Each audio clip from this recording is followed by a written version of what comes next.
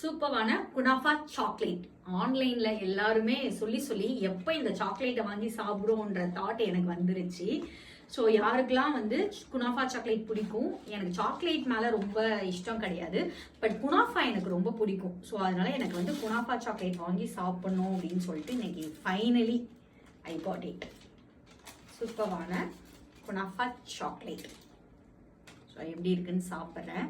இது எங்க கிடைக்கும், இதோட ப்ரைஸ் டீட்டெயில் வேணும் அப்படின்னா கமெண்ட் பண்ணுங்க. யாருக்கெல்லாம் இது ரொம்ப பிடிக்கும்னு சொல்லி கமெண்ட் பண்ணுங்க.